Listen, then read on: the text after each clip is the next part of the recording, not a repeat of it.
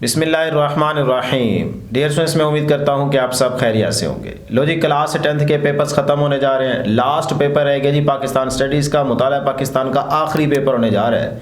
हमारी दुआ अल्लाह करे ये पेपर भी अब तमाम स्टूडेंट्स का बहुत अच्छा हो जाए। जिस तरह से पहले पेपर्स बहुत अच्छे हुए, आपके पेपर्स आसान थे और हमने जिस तरह से गेस्ट पेपर आपके साथ शेयर किए हैं वो सारे क्वेश्चन इंपॉर्टेंट शेयर किए थे जो आपके पेपर्स में आए हैं। तो इस ये भी अल्लाह करे मुताला पाकिस्तान का पेपर आपका बहुत अच्छा हो जाए।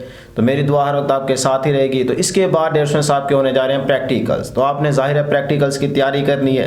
तो फिजिक्स, केमिस्ट्री, बायो के प्रैक्टिकल्स की वीडियो जो है ना वो मैं ऑलरेडी इस चैनल पे अपलोड कर चुका हूँ। वो आप देख सकते हैं कि कौन कौन से प्रैक्टिकल्स इंपॉर्टेंट है और किस तरह से आपने नोटबुक अपनी तैयार करनी है। तो ये सारी चीज़ें आपने ज़रूर देख लेनी है।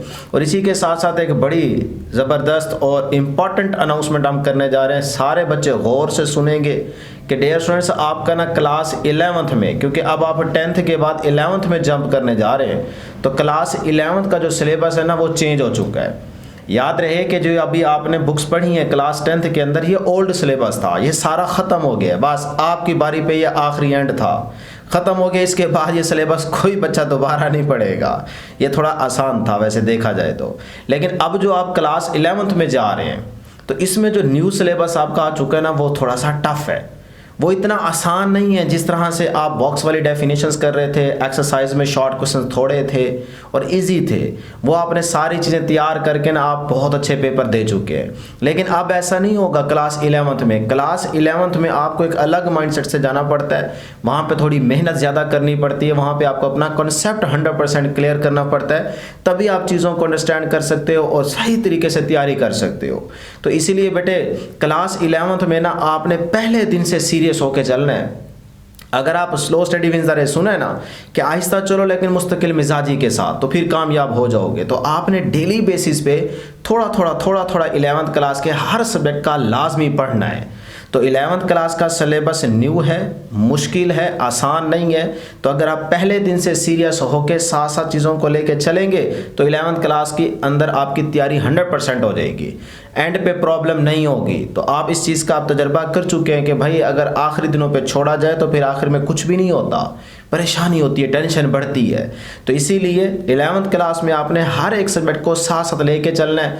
तो डियर स्टूडेंट्स याद रहे क्लास 11 फिजिक्स का जो न्यू सिलेबस है, फिजिक्स का न्यू सिलेबस वो उस्मान शानी वाले चैनल पे हम अपलोड कर चुके हैं। और जो dear students class 11th mathematics math का न्यू सिलेबस है उसके भी ऑल चैप्टर्स की तमाम एक्सरसाइजेस का एक एक क्वेश्चन मैंने सॉल्व करवा दिया है बहुत ही आसान मेथड से।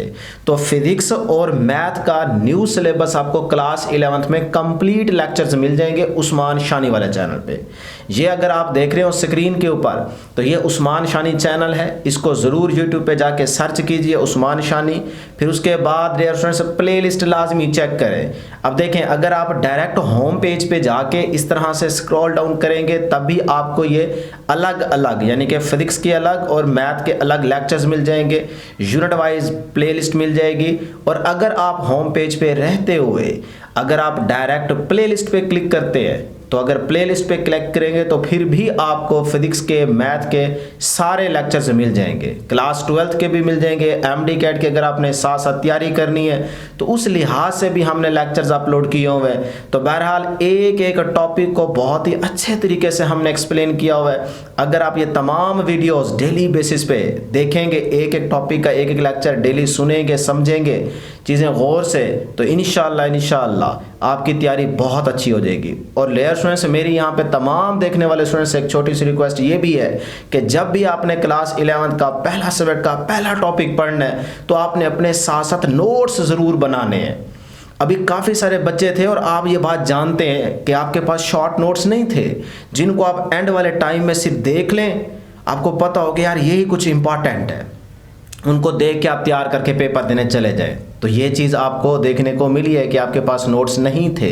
तो डियर स्टूडेंट्स 11th क्लास में आपने अपनी बुक को नोट्स बनाने हैं, यानी कि उस पर सारी इंपॉर्टेंट चीज़ें लिखनी है। और ये तभी होगा जब आप एक टॉपिक को उस्मान शानी वाले चैनल से सुनेंगे, समझेंगे और चीज़ें साथ साथ नोट करते जाएंगे, तभी इंशाल्लाह वो एक टॉपिक आपका 100% अच्छे तरीके से आपको कवर हो जाएगा और उसमें जितना कॉन्सेप्ट होगा वो आप आराम से ले सकते हैं। तो इस तरह से डियर स्टूडेंट्स अगर आप तैयारी करेंगे तो इंशाल्लाह देख लीजिएगा 11th क्लास में आपको किसी किस्म की कोई परेशानी नहीं होगी और आप आराम से आपको लगेगा कि यार ये 11th क्लास शायद 10 से भी ज़्यादा आसान है।